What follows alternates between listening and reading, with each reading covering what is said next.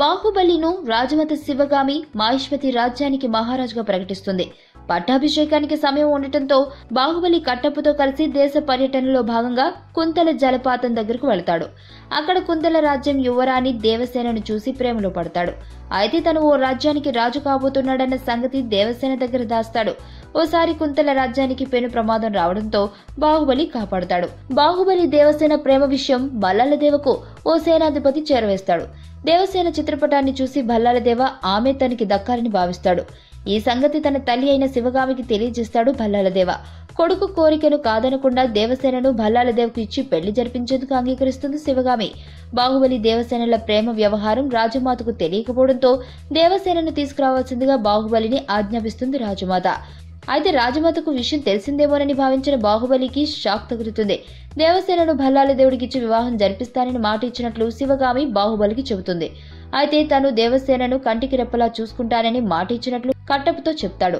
తనకు రాజ్యం కంటే దేవసేనకు ఇచ్చిన మాటే ముఖ్యమని బాహుబలి చెప్పడంతో కథలో మరో ట్విస్ట్ చోటు చేసుకుంటుంది. ఆగ్రహానికి గురైన రాజమాత బల్లాలదేవుడిని సేనాధిపతిగా ప్రకటిస్తుంది.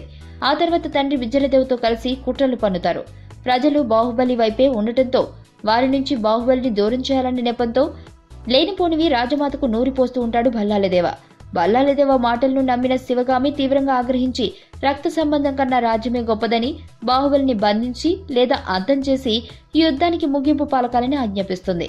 కట్టప్ప భారమైన మనసుతో రాజమాత ఆదేశాలతో యుద్ధ భూమికి వెళ్తాడు. అయితే అప్పటికే యుద్ధం తీవ్రంగా జరుగుతుంటుంది. బల్లాలదేవుడు ఓడిపోతుంటాడు. బాహుబలి బల్లాలదేవుడిని జయించే సమయంలో కట్టప్ప బాహుబలిని చంపేసి రాణి ఆజ్ఞ పాటిస్తాడు. బల్లాలదేవుడి నుంచి తప్పించుకున్న దేవసేన రాజమాత వద్దకు న్యాయం కోసం బయలుదేరుతుంది.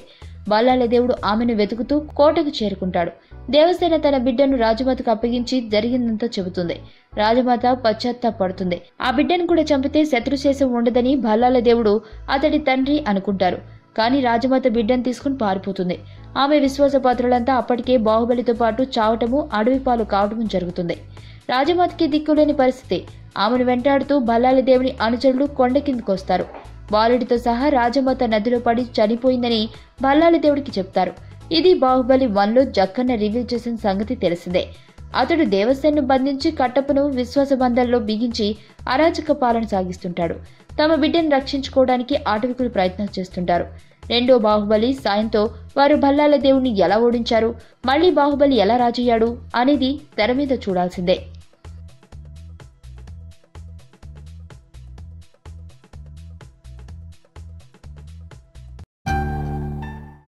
నా పేరు ధనుష్ రిషి. అందరూ ముద్దుగా దరి దరి అని పిలుస్తుంటారు.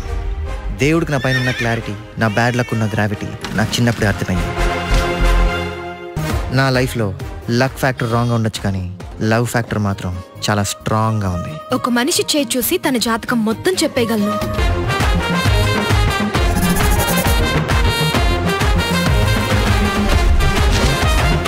Coming soon.